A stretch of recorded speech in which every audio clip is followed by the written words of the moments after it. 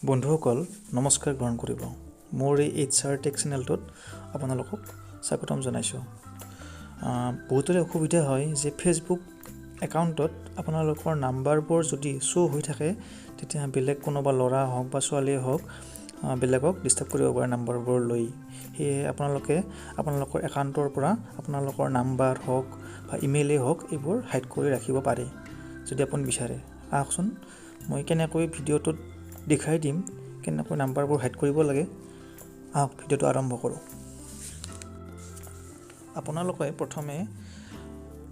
মোবাইলত Facebook এপছটো open কৰি লওক ওপেন হোৱাৰ পিছত আপোনাৰ ফেচবুক একাউণ্টত থকা সেটিংছত যাওক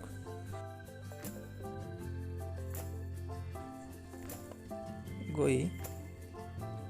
আপুনি সেটিংছ এণ্ড প্ৰাইভেচি তাতে ক্লিক কৰক হোৱাৰ পিছত ইয়াতে সেটিংছ ক্লিক কৰক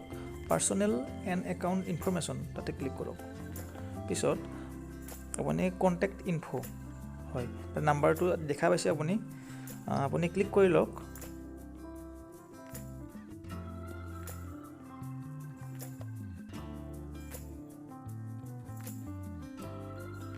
পাব্লিক ফ্ৰেণ্ডছ এইবোৰ আপুনি অনলি মিট ৰাখি দিব তেতিয়া আপোনাৰ নাম্বাৰবোৰ হাইড হৈ যাব